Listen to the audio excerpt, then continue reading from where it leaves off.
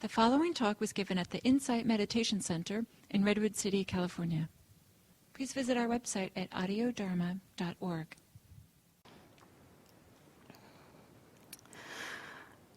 So what I'd like to offer in these 4 weeks are some instructions of a slightly different style of meditation practice, a practice that I've learned primarily from my Burmese teacher, Sayadaw U Tejaniya.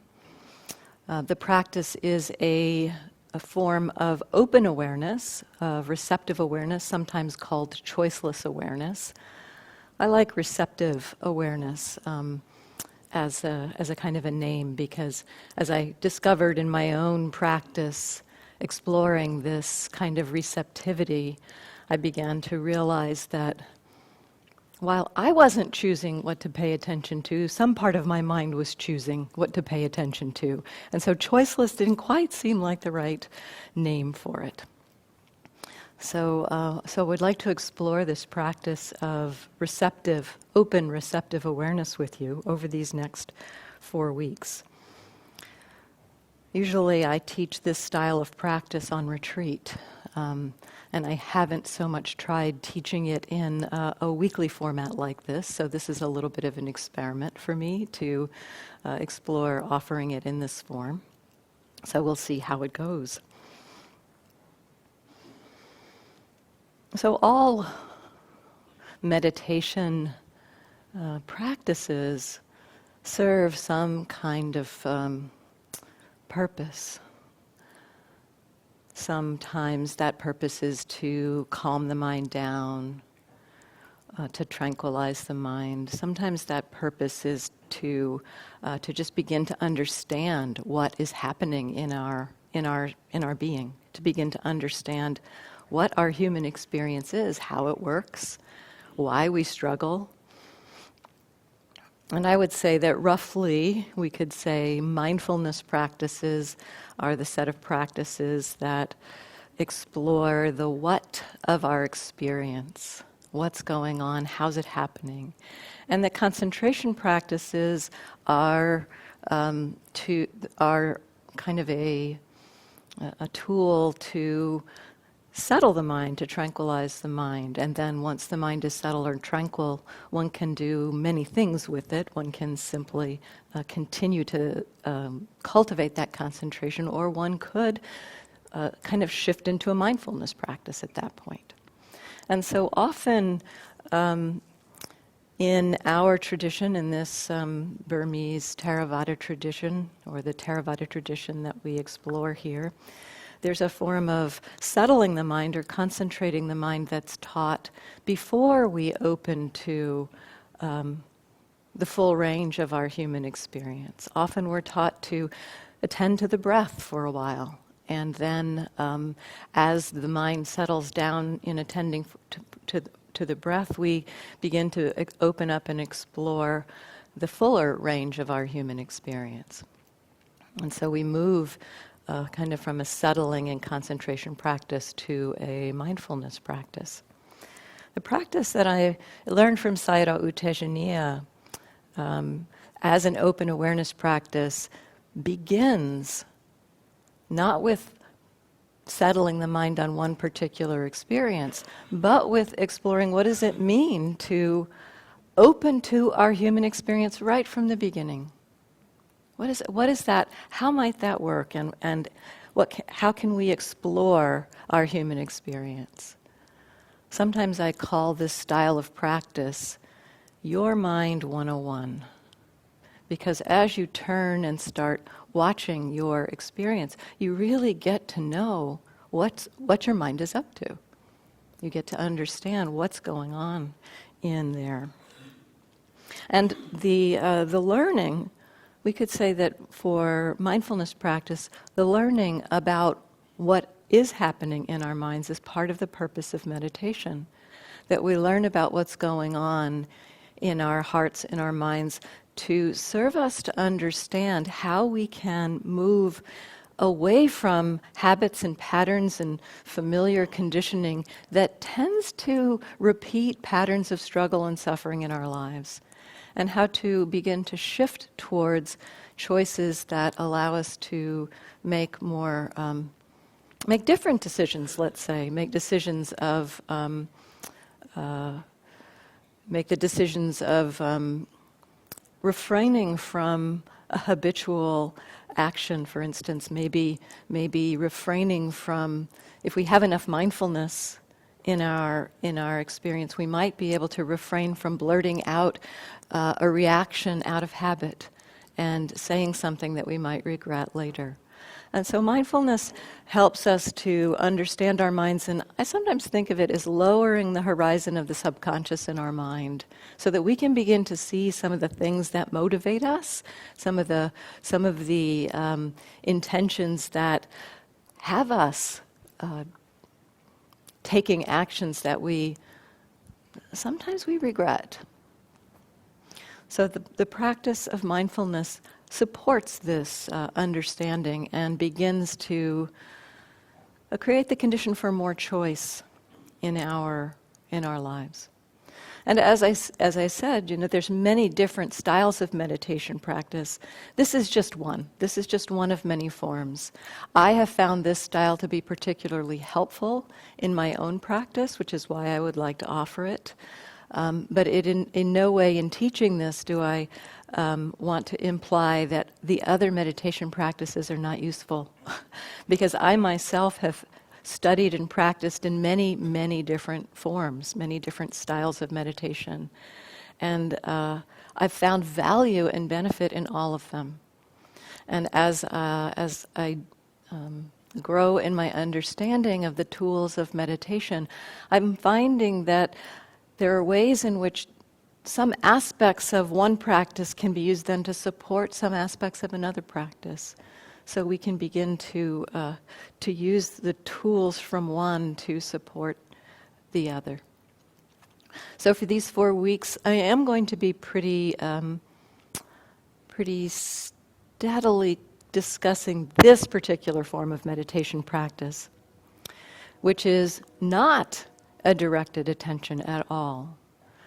It is primarily a receptive awareness practice. It's primarily not choosing what we're going to pay attention to, but rather we kind of settle back and let experience come to us. Rather than having a sense of me choosing what to pay attention to, it's kind of we let go of being in the driver's seat and see what's arriving. What's arriving? I just watched a program last night on attention and the brain and discovered that there are 2 completely different areas of the brain responsible for these 2 different kinds of attention. I can't remember which part was responsible for which, but the choosing, like right now, choose to look at something in the room, maybe look at one of these vents. That choice is a kind of directed attention. It is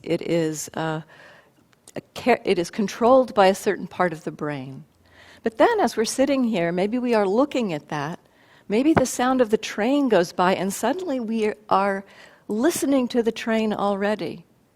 We didn't decide, I'm going to stop looking at that and listen to the train. It just happened. We could call that undirected attention. We're not choosing to do it consciously. And this I understand from this program I watched last night, is in a completely different part of the brain. It's actually in a kind of a more foundational part of the brain, a lower core part of the brain.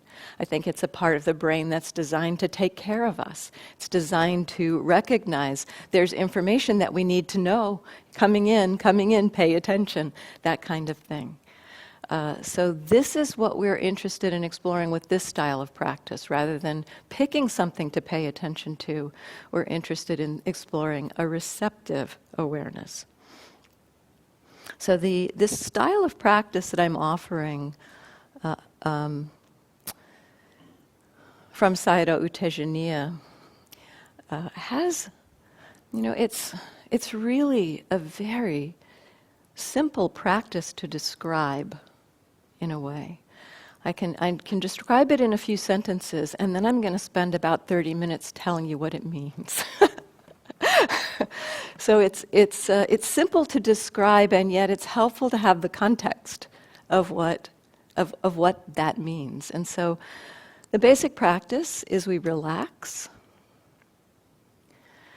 and then we explore recognizing awareness, recognizing that awareness is happening, receiving what that awareness is aware of already, not picking something to be aware of, but we relax, we recognize we're aware, and then what is that awareness already knowing?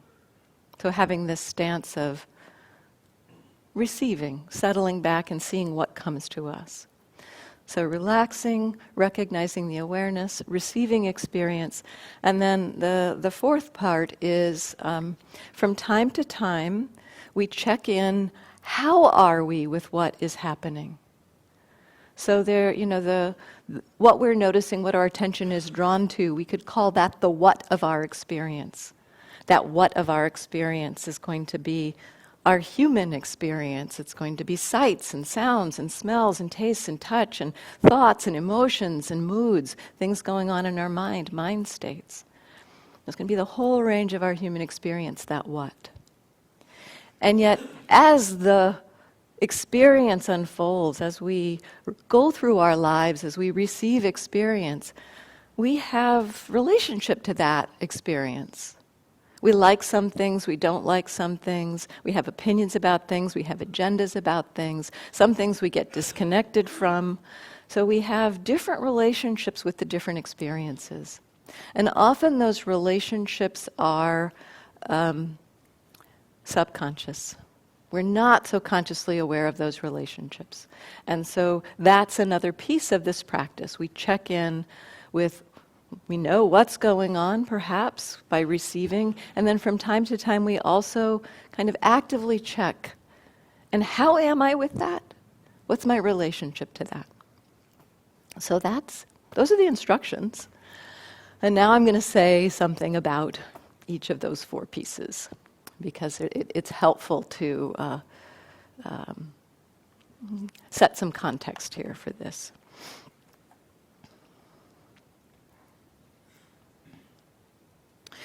So the first piece, relaxation. Relaxation is such an important piece of meditation, of any form of meditation, actually. As we relax, as we allow relaxation in our bodies, in our minds, it creates the conditions for the awareness to kind of naturally take in what's happening in the present moment. So we're practicing mindfulness here. And a rough definition of mindfulness might be something like knowing what's happening in the present moment while it's happening. So that capacity to know what's happening in the present moment while it's happening is a natural human capacity. It's not something that we create by doing meditation, but it's something that we reinforce. It's something that we cultivate. And this, the relaxation that we do allows us to kind of enter into a space where that kind of natural functioning of knowing what's happening in the present moment while it's happening can just be happening. We don't have to try to work so hard to do it as we relax. When the mind is not relaxed, the body is not relaxed. And often when the body is not relaxed, it feeds back and makes the mind not so relaxed. And so if we can relax the body, relax the mind, if we can relax the body, it helps relax the mind. And when the mind relaxes, it tends to land in the present moment. A tense mind tends to be caught in thoughts of past or future or concerns about the present. And so as the mind lets go of those concerns, as the mind relaxes, it lands much more naturally right here in the present moment. And so relaxation is a very supportive tool. And yet we have to, in relaxing, not go too far and fall asleep, not go so far that we just drift out into spaciness. So the relaxation supports us landing into being here in the present moment. And as we land there, then we need to have this kind of balance of alertness to go with that relaxation. So we explore balance of relaxation and alertness. They're not opposites, actually. They can support each other. So relaxation is the first piece. The second piece is the receptive, the awareness, being aware.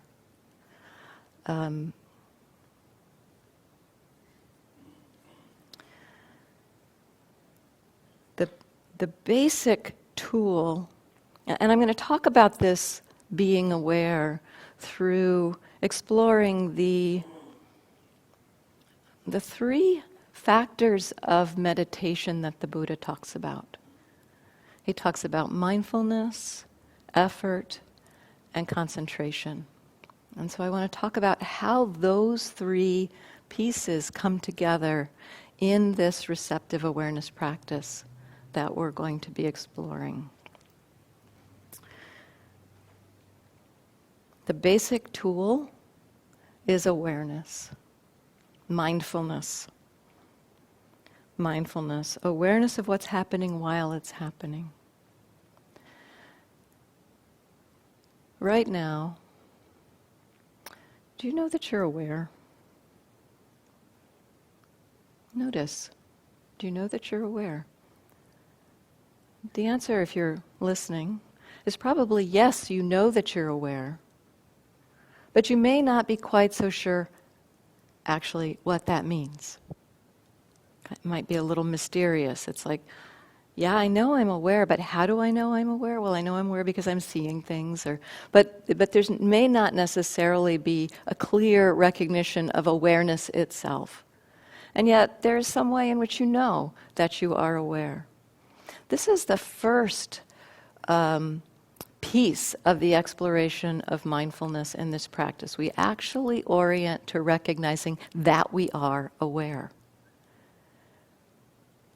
Since in this practice we are receiving experience, not directing our attention to anything particular, as we explore receiving experience, we will be in a flow of many different kinds of experience. The experience will be changing moment after moment.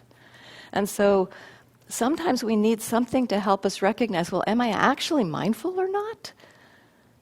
I know that I'm, it's like there's hearing and there's seeing and there's body sensation, but it feels so different to have such a wide variety of experience going on that sometimes we're not even sure we're aware. And so this question, this checking in, am I aware? This is kind of our guide for this practice. We can check in. Yeah, I know I'm aware. Okay, awareness is here. I may not exactly know how I know I'm aware, but I know that I'm aware. That's actually enough right now.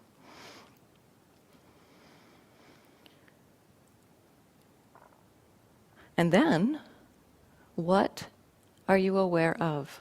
And so mindfulness in this practice comprises both sides. We recognize that we're aware, and we recognize what is arriving in that awareness, what is being received into awareness. And so right now, are you aware? Are you aware? And what is obvious for you right now? Just don't go looking. It's just like, what's the most obvious thing that you're aware of? Maybe it's seeing, or maybe it's hearing, or maybe it's some body sensation that's particularly strong, or maybe it's a thought that's happening, or a mood, or an emotion. So are you aware? And what's obvious? What's obvious?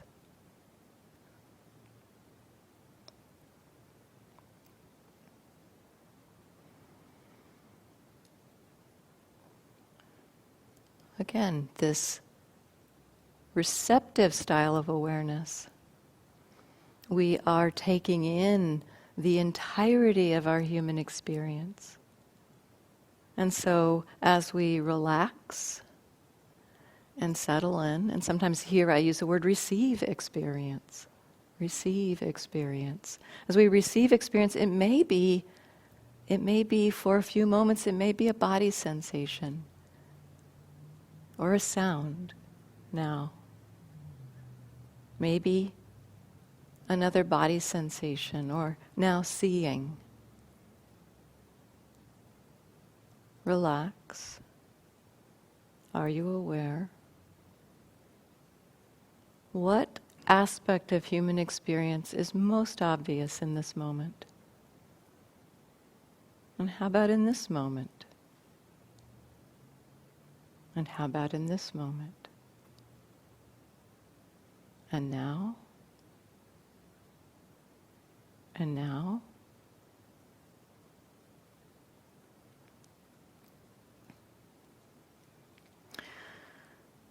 So this distinction between directing the attention and receiving, it's an important one to understand a little bit, and also to recognize that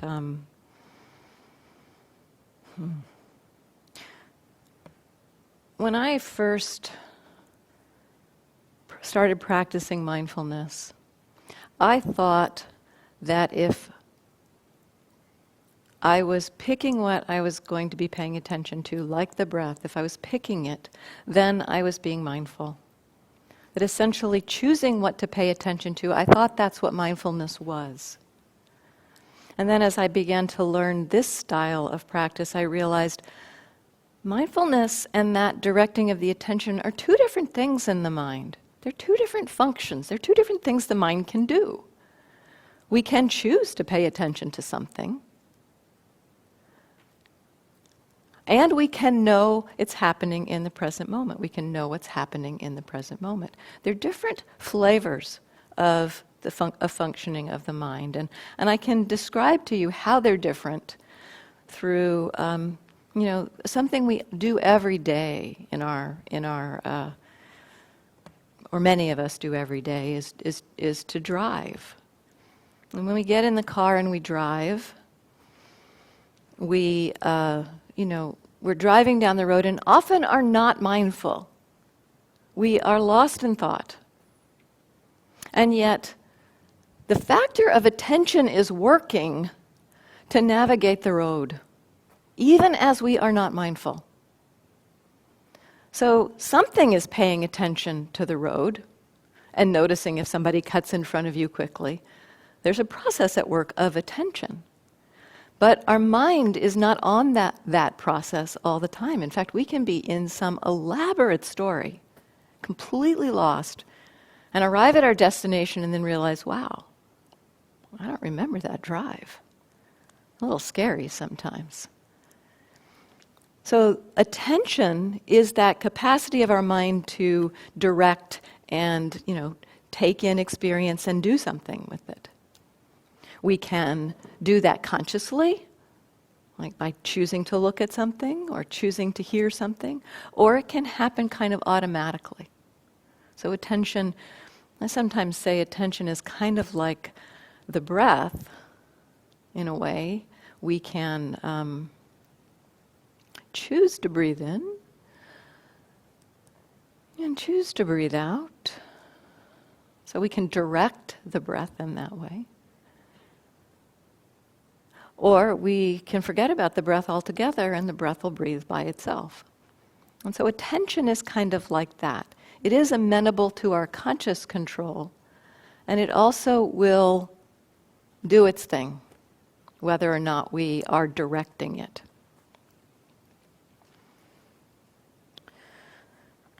So mindfulness and attention are different things. We can be mindful of just what is, of that kind of that functioning of the attention that's just naturally kind of doing its thing, that the attention that's naturally taking care of us in a way. the attention that's orienting to the world and real and kind of, oh, that, pay attention to that, pay attention to that, where it's not up to us, but it's kind of up to our conditioned being. The conditions of our life, along with the conditions of being a human being, create certain directions for that attention to go.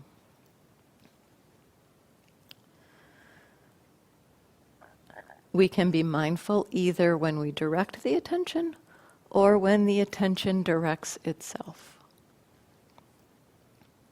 So it's helpful to recognize that it's not necessary to direct the attention in order for mindfulness to be working. So sometimes this comes up in the kind of more familiar meditation practices when we're paying attention to something. If we're paying attention to the breath, for instance, we're paying attention to the breath and suddenly a loud sound goes by, a motorcycle goes by, and our attention is on the motorcycle. That's that undirected attention at work. And we can recognize that the attention has shifted to the motorcycle and just be aware of that. But often in that form of practice where we have the relationship, oh, I'm not being mindful because the mind was pulled away from the breath to the motorcycle. Let me come back to the breath. In this style of practice, rather than thinking there's any experience that's more important than any other, if for a little while the breath is kind of what's obvious and we hear the sound of a motorcycle, it's kind of like we follow the awareness. The attention has been drawn to the motorcycle. Rather than trying to stay with the breath, it's like, oh, the attention wants to hear the motorcycle. That's what we'll do with the mindfulness. We'll just follow the attention. And then that maybe goes away, and then the attention picks up on something else, and then something else, and then something else. And so we end up kind of feeling like we're following the attention. I use that language sometimes, follow the attention.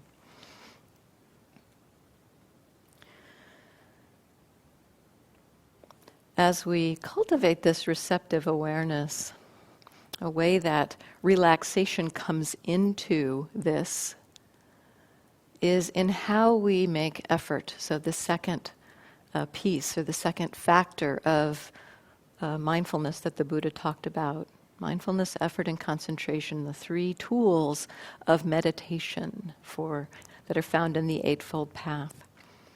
So the way we explore effort in this practice is, let's just explore something here right now. And so, right now, relax. And are you aware? So just notice the awareness. Notice that you know that you're aware. And then right now, allow your attention to take in the sensations of your hips touching the chair or cushion or bench. Allow your attention to take in your hands touching each other or touching wherever they're contacting. Allow your attention to take in however your feet are, the contact of your feet. How hard is it to do each of those? Was it hard for anybody? This is usually in that it's pretty easy for a moment. I mention something, notice the sensation of your lips touching. And there it is. It's not like it takes a lot of effort. We have to point our minds at something and try to feel it. It's like, notice your hands again. There's some experience of sensation there. Your feet, your hips. Notice hearing for a few moments, just taking in the sounds in the room.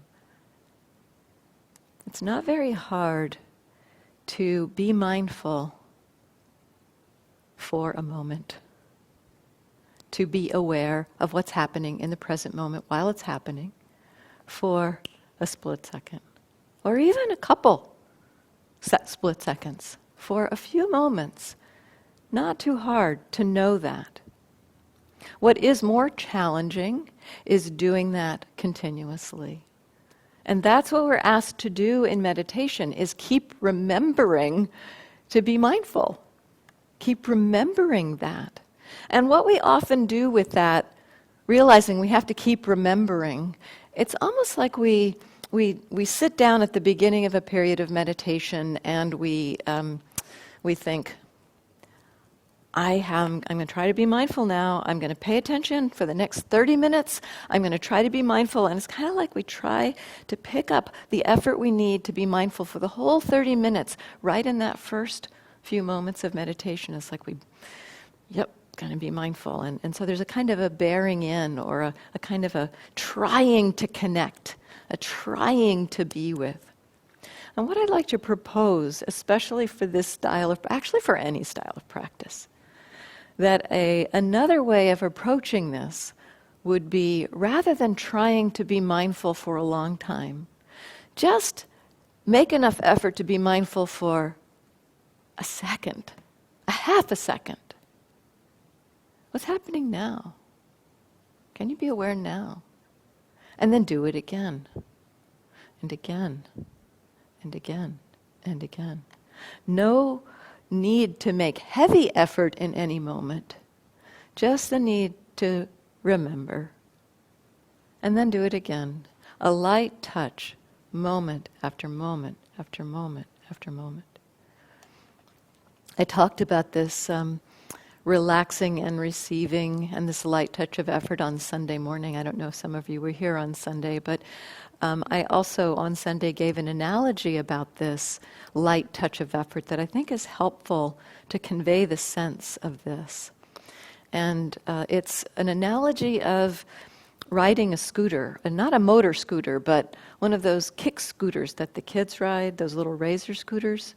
It's got a little platform with two wheels. The platform's low to the ground, and it's got a handle you hold on to. And, you have to balance on those two thin wheels.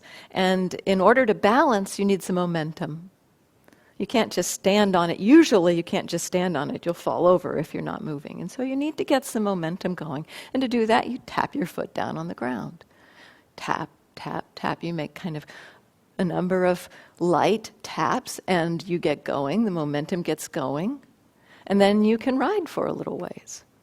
You could, at the beginning, put your foot down and do one really big, hard push, but that's probably not going to create a stability of the ride. It'll be a little bit like you might even fall over if you push really hard and push yourself over.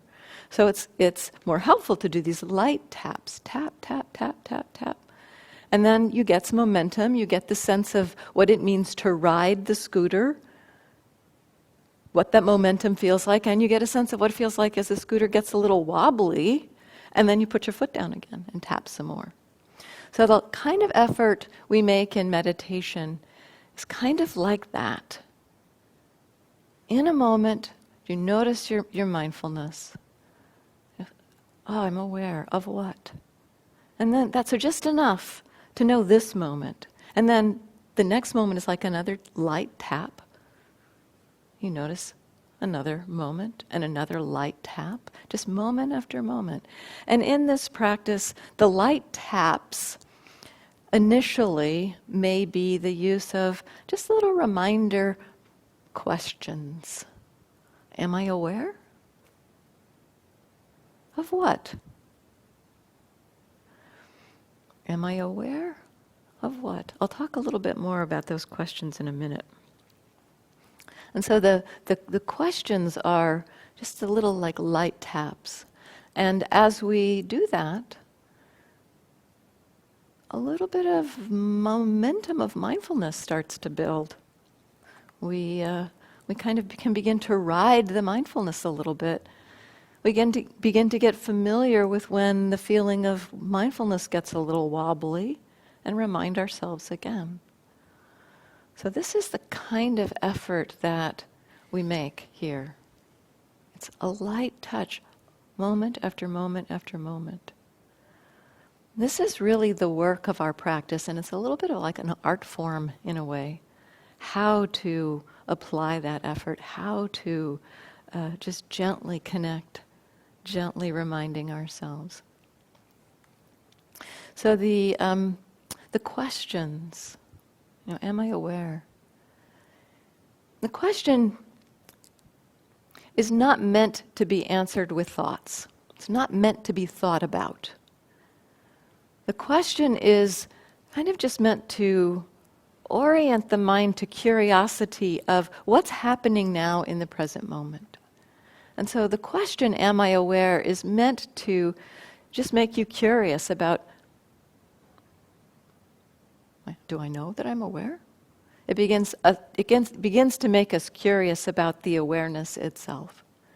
And then, of what? What's obvious? That question, again, not to answer it with words, but just to kind of point us into what is being received.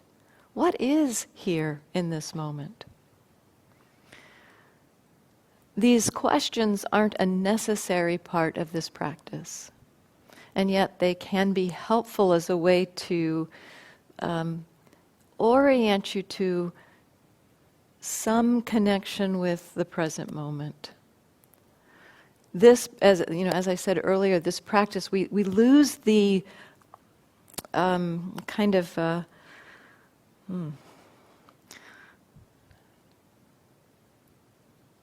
touchstone or reference point, that's the word I was looking for. We lose the reference point of directing the attention to something. That often is helpful for us in meditations. If we're directing the attention to something, we often notice our mind has wandered because our attention's not on that thing. In this practice, our reference point is knowing that we're aware. And so that question, am I aware, helps us to recognize, yep, okay, still practicing. Knowing that I'm here, I'm aware. And then of what? What's here? With this light touch of effort. The combination of the light effort and the mindfulness begins to create a momentum of mindfulness. And that momentum of mindfulness is a form of concentration. It's not the kind of concentration that we're most familiar with, which we get just by looking at some particular experience, by paying attention to one thing. That's our familiar way of concentrating the mind. We pay attention to one thing and just stay with that. In this practice, the concentration is more about a stable awareness than a stable object, a stable experience. In both kinds of concentration, the concentration comes because mindfulness is steady. In our usual familiar concentration, our mindfulness is steady on one thing, like the breath. In this form of concentration, our awareness is steady and knowing changing experience. The awareness is steady and not getting caught by that experience. It's not losing itself in thinking about that experience. It just knows moment after moment, this is what's happening. This is what's happening. This is what's happening. It creates a form of concentration that has very similar qualities in some ways to the other kind of concentration. It creates a lot of joy and delight and tranquility in the mind. It's not tranquility of the experience. That's a big difference between the two kinds of concentration. When we concentrate on the breath, our whole experience gets very still often as we get more and more settled. In this practice, as we open to the full range of experience, the awareness gets still, but there's a lot happening. We are knowing sights and sounds and body sensation and a breath and a twinge in the knee and a thought and an emotion. It's very dynamic. And yet the stability can be felt in the awareness itself. The awareness is stable.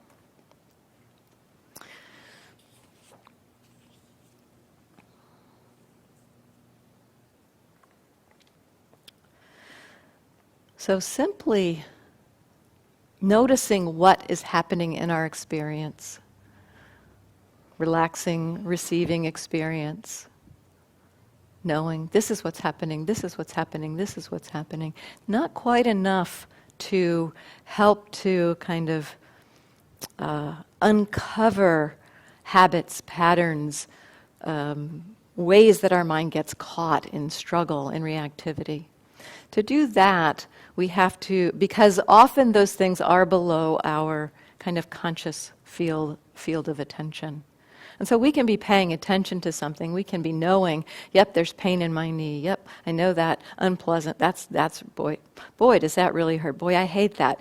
And we're not so aware of the fact that we hate it and that we're reacting to it.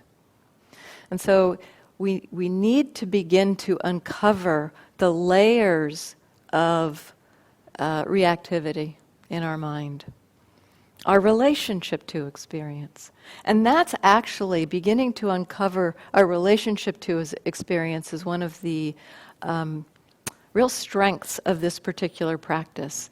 It begins to point us to views, ideas, things that are going on in our mind that we may not be aware of.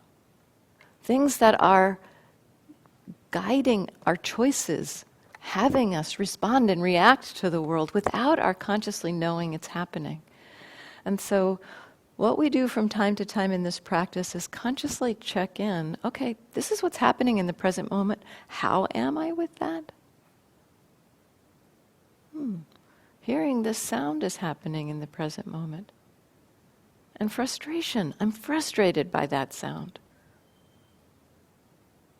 You know, sometimes if we have a relationship to meditation where we feel like we're supposed to be paying attention to something, we do get frustrated when sounds happen. We feel like, why can't they control that dog or whatever? And don't they know there's a meditation center here when they rev their motorcycle, right? Things like that. We get frustrated. What this practice asks us to do is to begin to recognize our relationship to experience. And in our relationship to experience is often where our struggles lie. When we're struggling in experience, when we feel like something's wrong or we're unhappy with something, there's some relationship to experience that is useful to begin to explore. And so we can begin to check into that. A question we can use here is, how am I with this? Or other questions, what's my relationship to this? What's my attitude is the question that Sayadaw U Tejaniya uses. What's my attitude? We might have an attitude, or we might be in relationship to something, wanting more of it, liking it, kind of leaning into it. We like what's happening. We want it to continue. We might be in relationship of not liking, of aversion, of wanting to get rid of it or stop it. We might be in relationship of confusion, of disconnection, of some kind of agenda. Something or other has to happen. Or we might be in relationship to experience.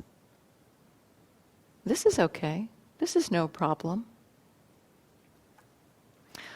Roughly, when we kind of recognize our relationship to experience, they'll fall into one of four large categories. Wanting, so that greed, wanting something to happen, wanting something to continue. Aversion, wanting something to go away, wanting to get rid of something. Delusion, disconnection, confusion, opinions. Or balance of mind, ease of mind, non-reactivity, okayness. So as we check our relationship, it may be one of those. We'll probably be in one of those four categories. But sometimes when we, especially at the beginning, as we start checking our relationship to experience, it it might not be so clear. And again, it's not to think about it. So we might drop in that question. We might drop the question in, what's my relationship? How am I with this? And not particularly know. Not get an answer. Not get a response of any kind. Again, we're not helpful to try to think about it. What's my relationship to this? Well, I guess, I know I usually don't like motors, so let's see, is it aversion? That's not what this question is suggesting. And sometimes I like to talk about these questions, and the 3 questions I've suggested here are, am I aware of what? And how am I with the what? Or what's here? How am I with that? It's kind of like when we drop a question into our meditation, it's kind of like we drop a question into a pool that's still. We drop a pebble into a pool that's still. There will be ripples from that pebble. We just notice what the ripples are. We don't try to think about them or figure them out. Another way to frame this is like dropping in those questions is like ringing a doorbell and then waiting to see what answers the door.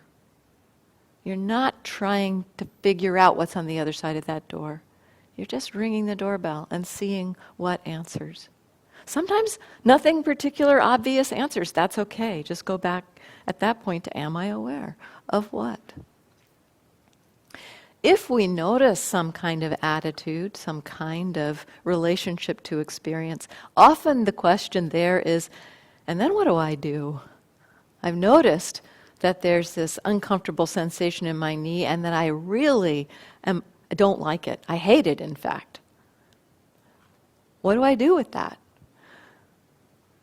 It's kind of like the question or the attitude is broadening our awareness to now take in a little more of our experience than we knew was there before. And so you just continue. You notice, yep, am I aware? Yep, there's that pain. Oh, am I aware? Oh, there's that not liking. We just allow what we have become aware of to become one of the many things in the field of what's being received. And I will talk later about what to do if it's overwhelming, because there are, and I'll just say briefly now, if our experience is overwhelming and it's like we notice that we hate something and that we're just like pulled into a rabbit hole of hatred, then it's not so helpful to try to just, am I aware of hatred? Yes, I'm. We just get pulled into it. So we need some strategies at that point.